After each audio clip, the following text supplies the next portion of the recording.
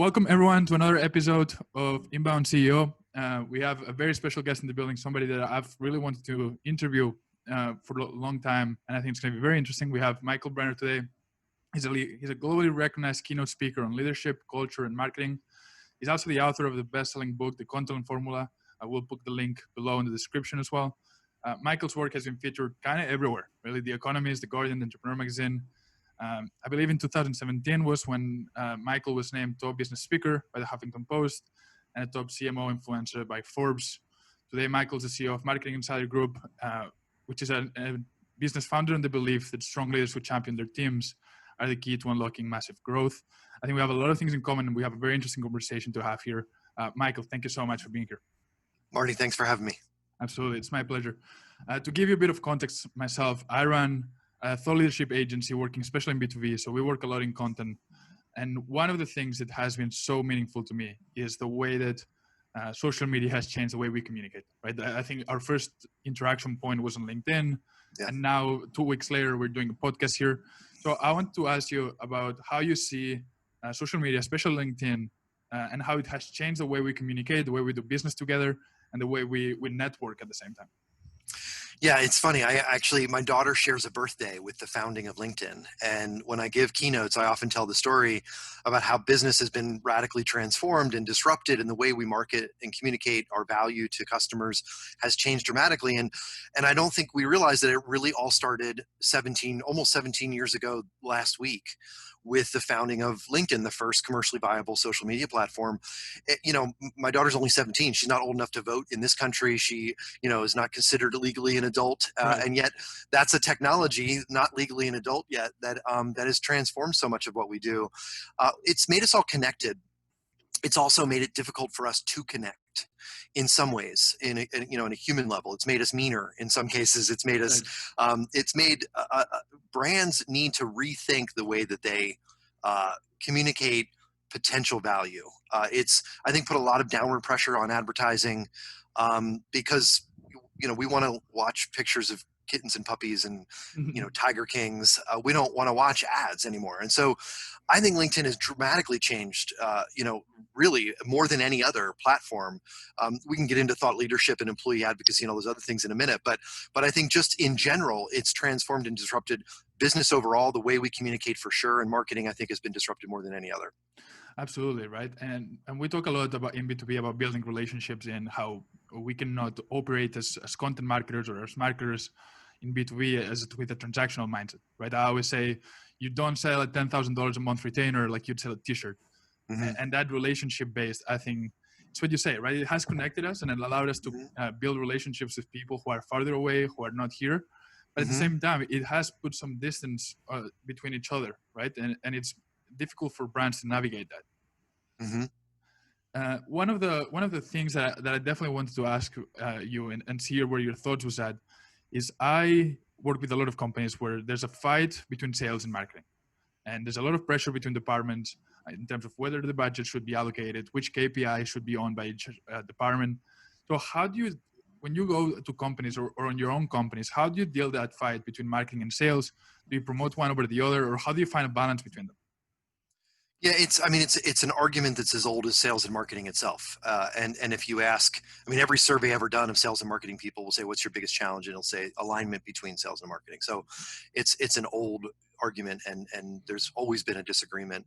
I started my career in sales, so I've always had a bias, a sort of a love and belief in the job that salespeople do. I used to work with a guy who said, if you wanted us to deliver revenue, then you should have put us in sales. And I don't think that those kind of statements really help. I think marketing should be accountable to a number, if not sales, as much as sales. The one thing I think we're starting to see alignment come around is on the customer journey. So we see things like account-based management or social selling or employee advocacy, a term that we can debate in a minute. They all bring sales and marketing together. If you think about, when I talk about how easy I think it can be to create content that maps to the buyer journey. One of the best ways to do that is to go ask sales, what are your most frequently asked questions? And then Mm, have marketing go and create the content that answers that, or have marketing go ask the salespeople how they answer that. So I think number one, it starts with alignment around a mission, and that mission should be customer journey. It shouldn't be the revenue number. That should be the byproduct of a sort of agreed purpose around delivering value to the customer journey or buyer journey, whatever the company might call it. right. Sales and marketing can then work very closely together to try to figure out how to do that. Generally, marketing might be important in the early stages. Sales might be more important in the later stages. But interestingly, if you really look at a customer journey, thought leadership content is valuable and relevant all the way through.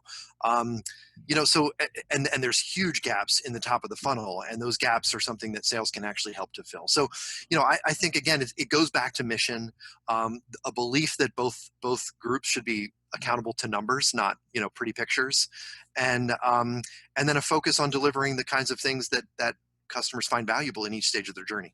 Absolutely, because I think as marketers sometimes, like you say, we talk a lot about pretty pictures and about brand equity, but it's hard to measure that, right? And how do we keep ourselves accountable to show that we're making an impact on an organization? As an agency myself, coming from the outside, I need to prove that there's some type of ROI with our thought leadership content, and it's hard for us, and it's something that I've struggled myself with, especially the first couple of years in business.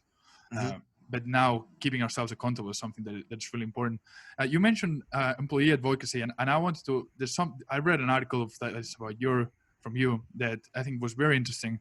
You talk about how to turn your employees into brand influencers, right? So I wanted to hear your thoughts, because that's something that has caught my eye over the last 6 months, and I know you're an expert in it.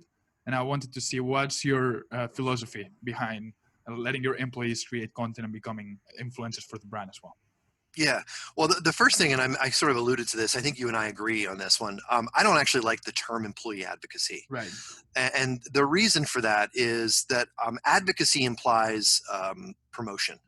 And any brand that goes and says, hey, employees, please retweet our latest ad, or please go on LinkedIn and tell people how great of a product we have.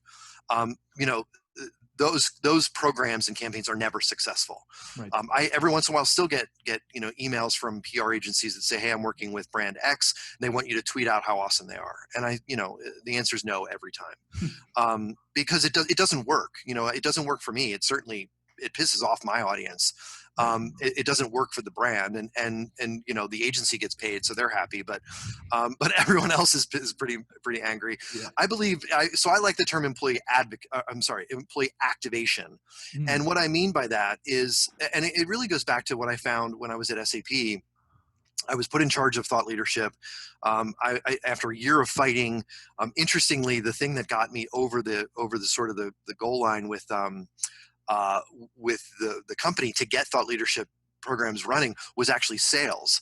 And the thing that they agreed to was, we really were terrible at ranking for important buyer search terms. Right. And I said, hey, wouldn't it be great if we ranked on the first page?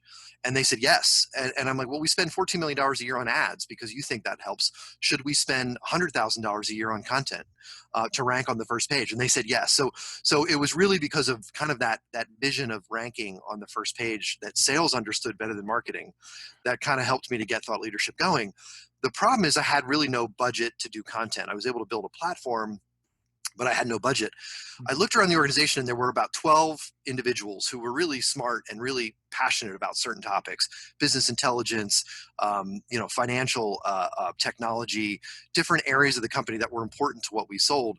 And they were creating thought leadership. And so I asked them if they would contribute to the platform right on our website that I was building. And they said yes. And then what happened was that generated this positive sort of, kind of outreach that all of a sudden all these other employees said, hey, I wanted to write for our company website, and I've got a couple blogs I'd like to publish. And it created this sort of, virtuous cycle where experts and passionate employees came to us because they wanted to share what they know.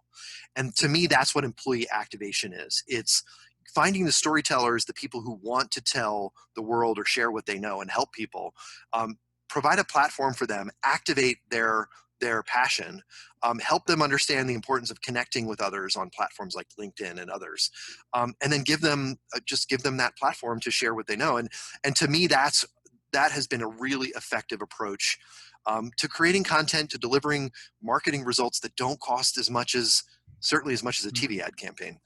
Right. And so would you say the first step is finding those people that are more naturally inclined to creating content?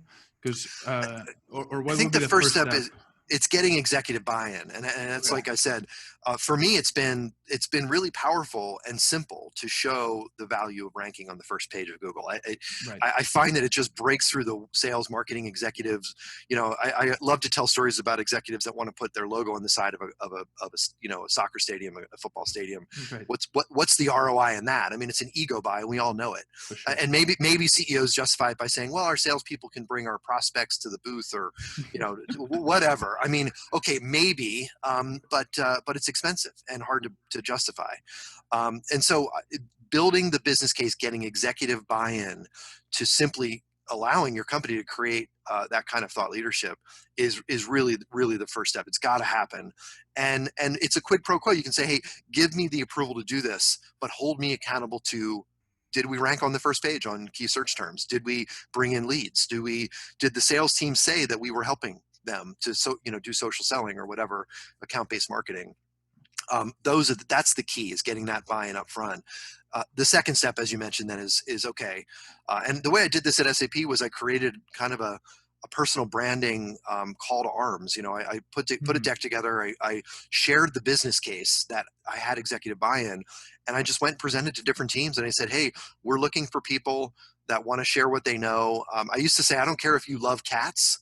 Come on our platform and talk about cats, because there's going to be an employee, prospect, or potential stockholder who loves cats as much as you, and they're going to love you for writing about it. No one ever did, by the way. No one ever wrote about cats on SAP's website, but they wrote about dogs. No, but the point is, people came and they brought their expertise and their passions and the humanity that they uncover, and it was helpful. I love that. So let's say you were me, right? I run an agency creating personal branding and thought leadership content for B2B CEOs, and we found that the CEO is probably the number one, like you said, that has to be creating thought leadership content, creating personal brand, because he's the face of the company. But these CEOs have 100, 200 employees. And if we could leverage those 100, 200 employees as well to initiate their thought leadership content, it would scale that exposure, right? And the business results. So how would you have that conversation with the CEO? Say, have you considered to have your team start creating content about what they know and let that be part of the overall company thought leadership strategy? Yeah, I have. And what I found is it's tricky. And what I mean by that is, if a CEO said, I want every one of you to jump off a cliff, there will be a certain percentage of employees that will jump off the cliff. Right. And, despite the obvious impact, to bad metaphor, I guess. Right. So what I've seen work really well is when, and there's one example of a company that took actually a marketing person and put them in HR to build an employee activation program. And what that does is it kind of eliminates that sort of strong pressure, right, and the feeling that there's an expectation from the CEO that a good employee is one who shares stuff and a bad employee is one who doesn't. It's important, I think, that executives understand. Now, I do think it's great if the executive says, hey, Susan over here created this program and we should all support her or the program. I think that's fine. But for the CEO of a company, I think to say, it just sends the wrong message. And so, it can help if the CEO explains why he or she does it. Hey, I'm building my personal brand. I believe that helps us as a company. It helps me as a person. I'm building contacts in the industry that I can use for the rest of my life. Those kinds of things are good and recommended. But yeah, I think it's better to have a formal program. Find the people that are interested. Make heroes of them. That it's really a gamification. It's right. Build the platform. Find the people that want to do it. Make heroes of the best of them, and then you're going to find that it's just a natural, organic growth that happens from there. I love that, and you give me a really good perspective that I hadn't considered, because I agree it can send the wrong message. Moving to a different topic, there's something that you talk a lot about SEO ranking on the first page of Google. How have you seen that? We usually see that from a company content standpoint, versus from a personal branding standpoint. Mm-hmm. So how do you see SEO play into a good personal branding strategy? Yeah. So one of the things that's happened, LinkedIn has really made a lot of changes, and even just this past week. One thing that LinkedIn, whether it's good or bad, I don't know, but the value of posting an article on LinkedIn has actually dropped pretty significantly. Yeah. And people that understand the algorithm have started to publish less. Yeah, we've seen that as well. I still reap. So here's what I do, and I'll tell you why.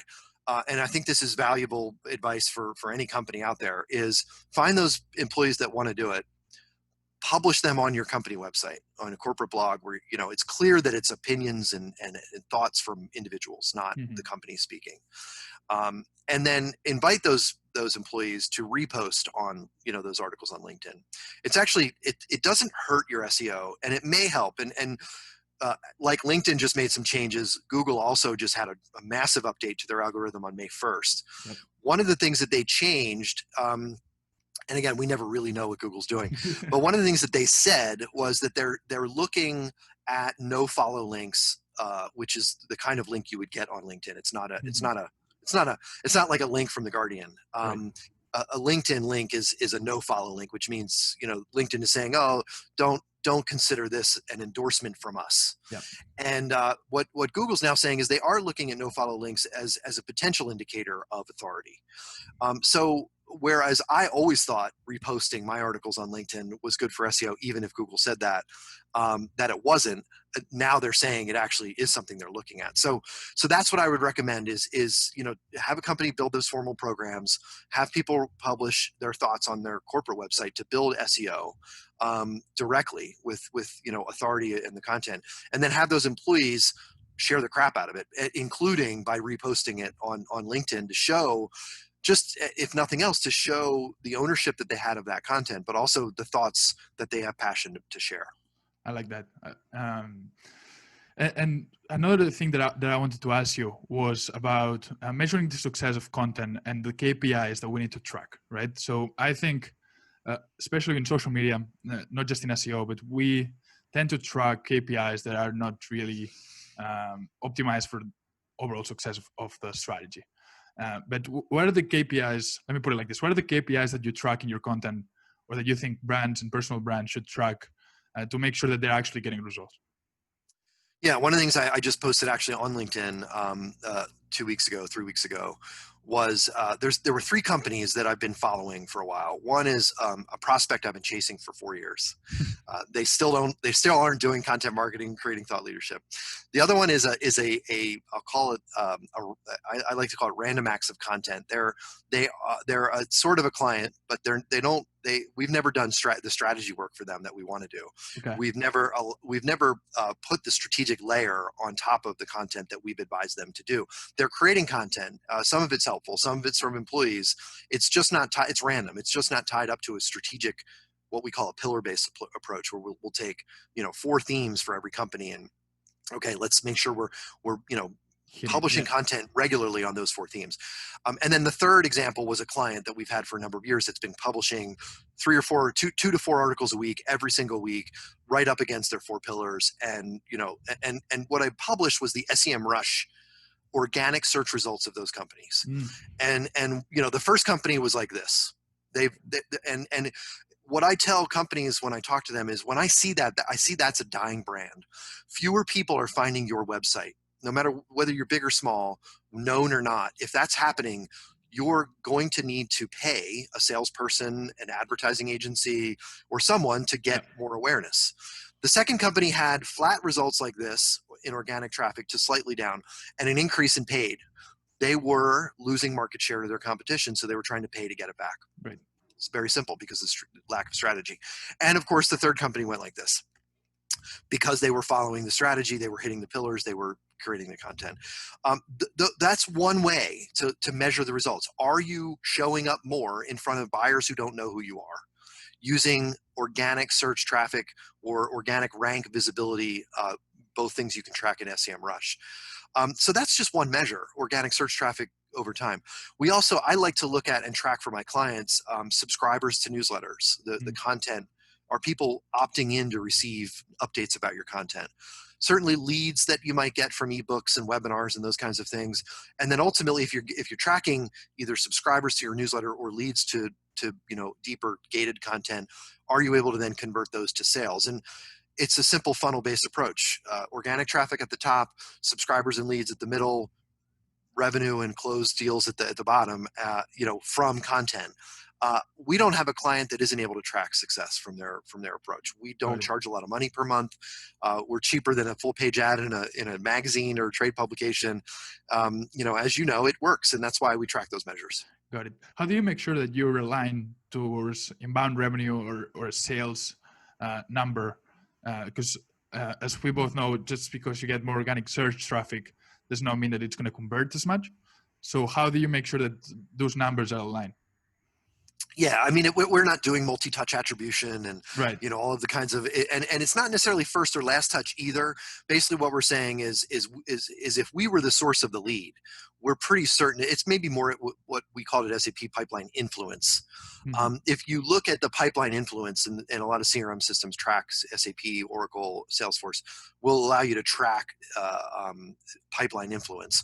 Content programs, organic visitors to your website and subscribers to your newsletter will often have the highest amount of influence on the pipeline. It doesn't mean that it was responsible for closing the deal. It may most likely, in most cases, mean that it was the original source of that lead, even though obviously there's second, third, fourth, and sales touches that happen after that. But again, the point is, if you pick a measure and you don't say, hey, we're not giving full credit to the piece of content that they came in on. It's just a way to measure, is what we're doing valuable? And if you do that with ads, you'll almost, I have never seen, outside of nutritional supplements, fitness equipment, and a couple of other categories, apparel for sure, I have not seen a lot of return on ad spend from companies that I work with. And if they have it, I say, hey, if you've got return on ad spend, don't stop. Go for it. Good luck. If interrupting your customers is a successful ROI producing campaign approach for you, then don't stop. If you're struggling with that, then you should probably consider what we're doing. And it really, I've never had a company say that they're getting return on ad spend. Right. So it's worked out well for us. I have two more last questions I want to ask you, Michael, and before we wrap this up. The first one, so like I mentioned, we do a lot of work with personal branding. And I wanted to ask you, how do you balance personal branding and company brand equity, right? So how do we make CEOs not make it all about themselves, but actually help the company grow? So how do you find that in-between balance? Yeah, so I think everything in life can be explained by a Venn diagram. So if you think of two circles, they have a little bit of overlap. There's what the company wants you to say, and there's what you know. And I think the sweet spot is obviously right in the middle, but it's actually, it really isn't. And what I mean by that is the what you know circle really kind of covers most of what the company wants you to say. The company's natural instinct, an executive's natural instinct, is to want to say, we have this product and it's awesome. And no one wants to hear that message. So if you actually overlay another circle of what audiences are actually interested in, what you'll find is people want to hear personal stories. People want to hear that you can answer a question because you're an expert. People want to hear that you have a passion for a certain, perspective in your industry. All of those things being shared help the company achieve what it wants because you're reaching people that you would have normally not reached. So my advice is almost, except for CEO, who is the spokesperson for a company, I would say the content should almost exclusively be about your expertise versus in any way promotional of the company. If you're the CEO and if you're working with CEOs, my advice would just be balance it out as much as you can. For every, hey, this is our stock price today and our sales were up and our profits are flat. With every one of those messages, try to get one or two out that are completely pure thought leadership. Here's the trend I'm seeing in the industry. When I talk to our prospects, here's the biggest challenges that keep them up at night. Or, here's a profile of a customer that I met and an interesting story she told me. Those kinds of stories really resonate much better than press releases. I love that. And I think we're so aligned on that as well. I have one last question that it's actually very selfish. I saw that you had been doing public speaking and on content and marketing, and you had a couple keynotes that I thought were really interesting as well. And as someone who, not right now, but midterm in 4 or 5 years, would like to start doing a bit more of public speaking, what advice do you have for me as I start my career there? Yeah, and I think a lot of executives have that question, and we've worked with a number of them. I mean, some of the bigger companies have the benefit of a PR agency that can pitch Right. them out.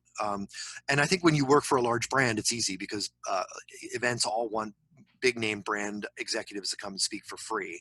I mean, my journey was relatively, I mean, I was lucky that I worked at a big brand at the time I Mhm. started into my speaking career. And it started with me writing and sharing, articles and blog posts. That led to webinar appearances and podcast appearances like this. And that led to event organizers asking me to come and speak. Being named on influencer lists is something I've never asked anyone to do, but I think I've earned that because of the amount of content I create and sharing that I do. Um, I try to create or share content from other people as much as possible. Mhm. The Content Marketing Institute and Marketing Profs and eMarketer and eConsultancy and all these other kinds of companies that create great content. I share what they do as well. So that's really it. It's really just do the things that you need to do to build your personal brand. Maybe let it be known that you'd like to speak, or if you ever do speak, share out the videos and things. But that's it. It's really just about create great content, connect with people, share other people's content, build your audience, and consistency wins every time. I love that. Michael, thank you so much for being here. Where can people reach out to you? Where can they connect and read your content as well? Yeah, you can find me at marketinginsidergroup.com. Would love to connect with anyone on LinkedIn or on Twitter at Brenner Michael. Awesome. We'll put the links in the description. Like I said, thank you so much. If you're listening, I appreciate you being here for another episode. Feel free to subscribe, share, and we'll see you next time. Thank you so much.